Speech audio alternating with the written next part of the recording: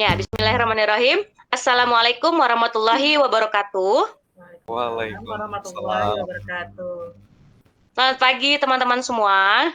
Selamat pagi. Selamat pagi.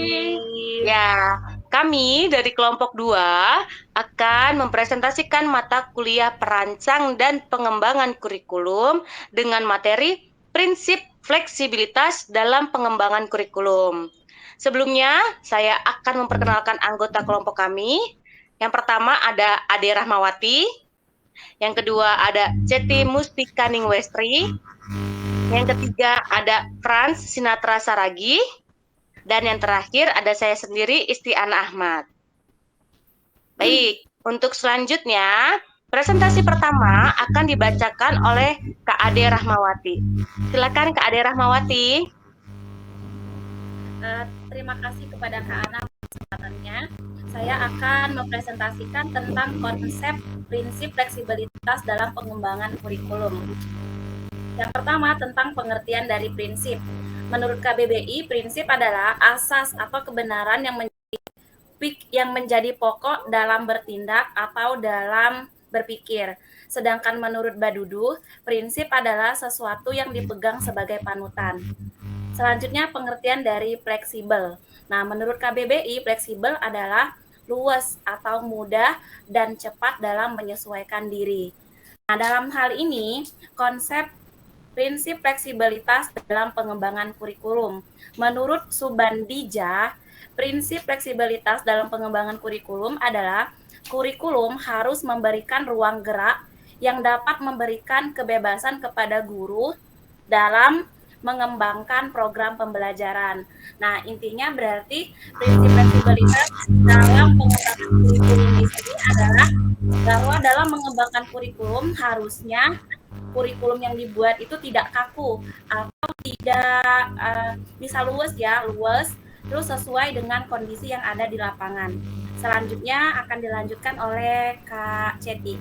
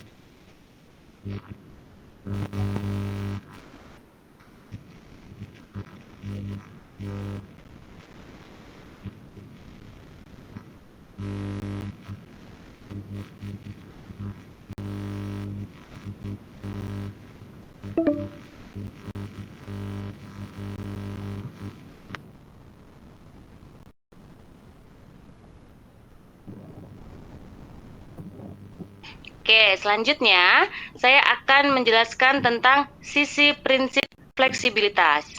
Jadi, dalam prinsip fleksibilitas ini ada dua sisi. Yang pertama, fleksibel bagi guru, lalu yang kedua adalah fleksibel bagi siswa atau murid. Fleksibel bagi guru maksudnya adalah kurikulum harus memberikan ruang gerak bagi guru untuk mengembangkan program pengajarannya sesuai dengan kondisi yang ada. Hal ini diharapkan akan menghasilkan proses pembelajaran yang bersifat luwes, lentur, dan mengikuti keadaan serta kebutuhan peserta didik. Nah, selanjutnya ada fleksibel bagi siswa. Maksudnya adalah kurikulum harus menyediakan berbagai kemungkinan program pilihan sesuai dengan bakat dan minat siswa. Nah, kurikulum ini harus dapat mempersiapkan siswa untuk kehidupan sekarang dan masa yang akan datang.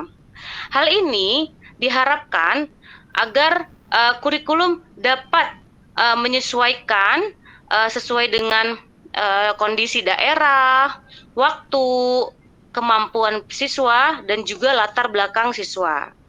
Baik, selanjutnya akan dijelaskan dengan Kak Frans. Silakan Kak Frans.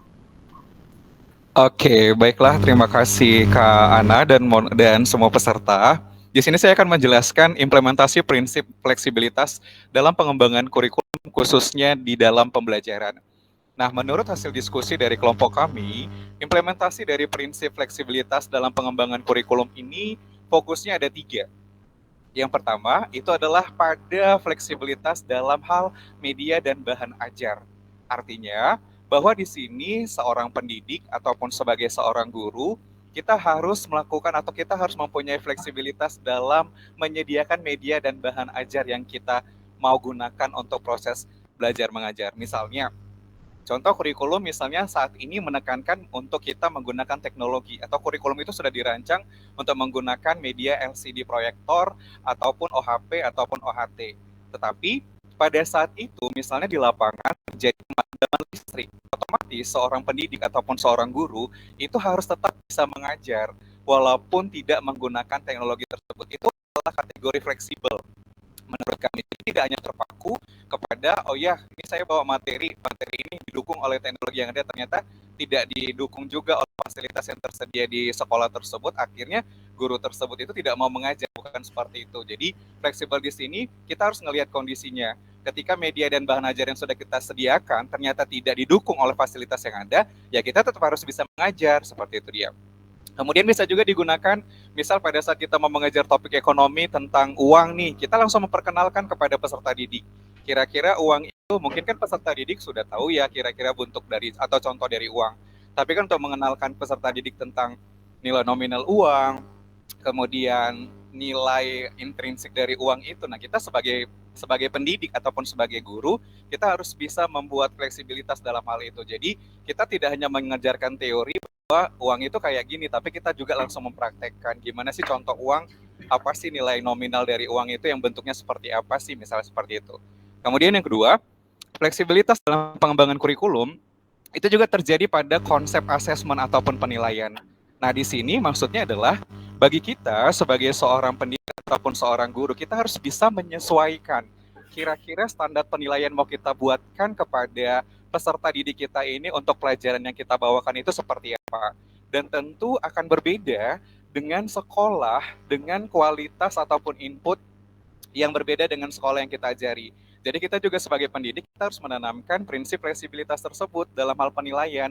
Jadi kita tidak hanya terpaku bahwa kita menilai keberhasilan dari seorang peserta didik itu hanya dari satu indikator saja, tapi kita harus bisa ngelihat dari lain sisi, seperti itu dia. Kemudian, fokus yang ketiga, menurut hasil diskusi dari kelompok kami, prinsip fleksibilitas dalam pengembangan kurikulum itu dalam pemilihan muatan lokal. Maksudnya muatan lokal di sini seperti yang kita ketahui, muatan lokal berarti adanya campur tangan budaya-budaya lokal tempat kita nanti akan melakukan pembelajaran tersebut. Jadi kita harus menyesuaikan. Nah, konsep fleksibilitasnya maksudnya di sini adalah, ini contoh misalnya kita mengajar di daerah DKI Jakarta yang sangat kental dengan suku Betawi, gitu ya teman-teman. Jadi suku Betawi itu pasti punya penghasilan atau pasti punya kayak semacam kayak kerajinan ataupun budaya-budaya lokal. Nah, kita bisa bawakan itu ke dalam materi pembelajaran kita. Nah, budaya-budaya lokal yang dihasilkan oleh masyarakat sekitar itu kira-kira kita bisa jual kemana. Nah, jadi situ kita bisa memasukkan materi pasar kita, materi tentang ekonomi, misal contohnya adalah tentang membahas pasar. Kita bawa nih, misalnya pasar yang mau kita gunakan ini adalah pasar untuk penjualan kerajinan-kerajinan tangan yang dihasilkan oleh masyarakat Betawi, misalnya contohnya seperti itu. Nah, itu sudah menggunakan prinsip fleksibilitas. Jadi kita membuat banyak contoh dalam hal pemilihan muatan lokal untuk menunjang misalnya pembelajaran yang mau kita bawakan, seperti itu dia. Itu adalah contoh-contoh ataupun penerapan dari prinsip fleksibilitas dalam pengembangan kurikulum di pembelajaran yang mau kita bawakan. Terima kasih, saya akan kembalikan kepada moderator. Baik, terima kasih Kak Frans. Demikian presentasi dari kelompok kami. Jika ingin bertanya, silakan raise hand ya. Raise hand dulu di itunya. Silakan. Baik, nama saya Mutia, saya perwakilan dari kelompok 1. Ya, silakan Kak Muti. Di sini saya ingin menanyakan bahwa kan kalian kan membahas tentang prinsip fleksibel ya. Ya. Di sini saya ingin menanyakan, misalnya bagaimana cara mengetahui bahwa prinsip fleksibel itu segini, saya ulang lagi ya. Kayak gini. Maksud saya kan bagaimana cara mengetahui prinsip pengembangan kurikulum tersebut sudah fleksibel. Itu. Kemudian apakah ada indikator tertentu untuk mengetahui bahwa kurikulum itu sudah dilaksanakan berdasarkan prinsip fleksibel? Baik, Boleh bagus nambah sekali lagi pertanyaannya. Terima kasih. Nambah lagi. Mau nambah lagi kamu, Ti? Ada satu lagi. Oh, boleh. Tadi kan kalian juga membahas tentang prinsip pengembangan fleksibel, pengembangan kurikulum berdasarkan prinsip fleksibel. Otomatis kalau misalnya prinsip ini tidak dilaksanakan, apa dampaknya dalam pengembangan kurikulum tersebut? Baik. Ya, terima kasih Kak Muti. Silakan pertanyaan selanjutnya.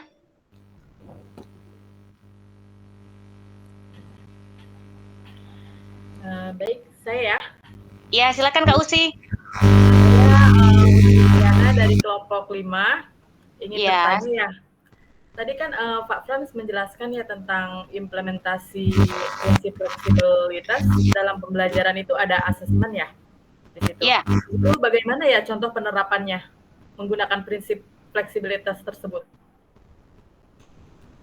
Oke, baik. Terima kasih pertanyaannya Kak Usi. Ya.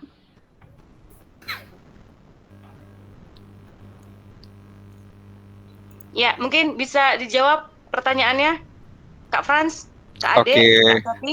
Ya, dari saya ya Kak Ana, saya akan mencoba menjawab pertanyaan dari Kak Usi, gitu ya. Gimana contoh penerapan dari prinsip fleksibilitas dalam proses asesmen gitu dia. Misalnya, saya boleh contohkan seperti ini ya Kak ya.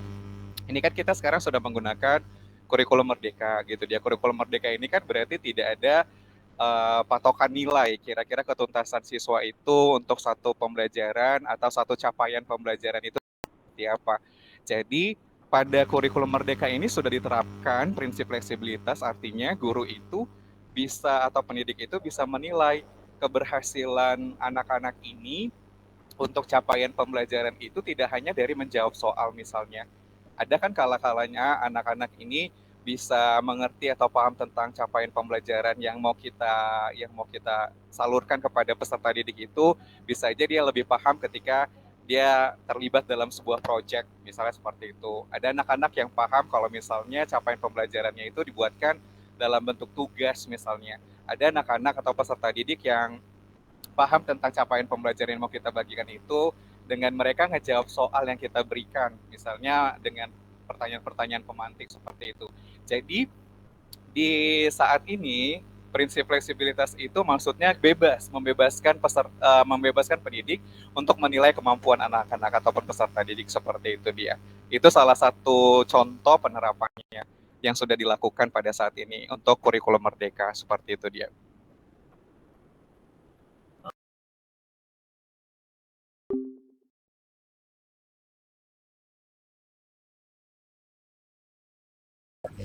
Pertanyaannya, bagaimana cara mengetahui prinsip pengembangan kurikulum tersebut sudah fleksibel? Itu. Apakah ada indikator tertentu guna mengetahui perkembangan kurikulum tersebut sudah berhasil dilaksanakan berdasarkan prinsip fleksibel tersebut? Saya ulang lagi. Bagaimana cara mengetahui prinsip tersebut sudah fleksibel dan apa indikator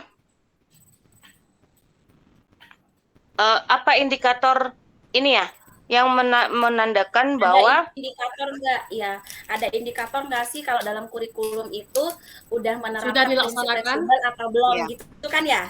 Iya ya. Betul. Nah, di dalam kurikulum buat ngelihat udah ada indikator atau belum prinsip fleksibel, kan indikator dulu kita tahu indikator itu kan pedoman ya, pedoman yang nantinya bisa digunakan dalam proses pembelajaran ya.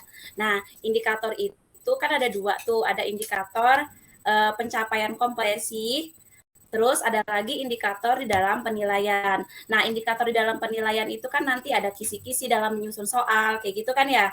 Nah, tadi sudah dijelaskan sama Kak Frans ya, tentang implementasi prinsip fleksibilitas di dalam pengembangan kurikulum. Salah satunya itu kan ada standar penilaian ya, atau dalam prinsip fleksibilitas di dalam asesmen gitu kan ya. Nah, di dalam asesmen atau penilaian itu kan udah masuk ke dalam indikator tadi kamu ya. Penilaian itu udah masuk ke salah satu bentuk indikator yang ditetapkan di atas gitu ya. Nah, berarti apa? Untuk mengecek udah ada prinsip fleksibilitas apa belum di dalam kurikulum yang dibuat, itu bisa dilihat dari indikator, salah satunya indikator penilaian. Nah, di dalam prinsip fleksibilitas itu kan memungkinkan dalam penilaian itu setiap guru itu walaupun beda sekolah, walaupun indikatornya itu udah ditetapkan di atas ya, atau sudah ditetapkan oleh pusat, tapi dalam pelaksanaannya di sekolah itu kan beda-beda berdasarkan kondisi sekolah masing-masing gitu ya. Misal nih, ada sekolah unggulan, ada sekolah yang biasa aja gitu ya. Jadi, walaupun indikatornya itu sama, misalnya indikatornya ketercapaian materi apa gitu, tujuan pembelajarannya apa, tapi dalam penilaiannya nanti kan beda-beda berdasarkan kondisi sekolah gitu. Kalau sekolah unggulan misalnya baru tercapai indikatornya itu kalau nilainya misal 8 gitu. Sedangkan untuk sekolah yang nggak masuk ke dalam kategori unggulan, bisa jadi indikatornya itu baru bisa tercapai kalau nilainya itu misal 7 gitu. Kan di situ udah kelihatan tuh, oh berarti fleksibel karena apa? Sesuai sama kondisi di lapangan gitu, sesuai sama kondisi sekolah gitu. Jadi nggak disamakan indikatornya itu, nggak disamakan ketercapaiannya itu antara sekolah unggulan sama sekolah yang biasa aja, seperti itu. Selanjutnya bisa diteruskan sama Kak Ana. Ya, terima kasih Kak Ade. Itu salah satu indikatornya dari asesmen. Nah, silakan tadi dijelaskan ada prinsip fleksibilitas itu dalam lokal. Nah, salah satu indikatornya itu apakah prinsip fleksibilitas diterapkan dalam pengembangan kurikulum? Nah, itu di muatan lokal. Karena di setiap daerah pasti ada pembelajaran yang menjadi ciri khas dari daerah tersebut. Nah, misal di Jakarta ada pelajaran PLBJ tentang budaya Jakarta. Jadi orang mau dari manapun akan belajar tentang budaya Jakarta. Begitu juga dengan orang yang tinggal di daerah Sumatera, di Medan atau di Aceh atau di daerah sana, pasti akan ada muatan lokal bahasa daerahnya. Di Jawa Tengah atau di Jawa Timur juga ada tentang muatan lokal itu bahasa Jawa. Jadi indikatornya itu dilihat dari penerapan pengembangan kurikulumnya, dilihat dari penerapan muatan lokalnya salah satunya. Lalu indikator itu dapat dilihat ketercapaian itu ya, kan kita mengevaluasinya. Nah, dalam penilaian atau evaluasi yang bisa dilakukan dalam kurun waktu per semester atau per tahun, nah itu akan dilihat apakah fleksibilitas itu bisa tercapai atau tidak dari penilaian tersebut. Baik, selanjutnya untuk pertanyaan Kamuti dari pertanyaan yang kedua, apakah ada dampak ya dari jika prinsip fleksibilitas itu tidak diterapkan dalam pengembangan kurikulum? Itu akan dijawab oleh Kak Keti. Silakan Kak Keti.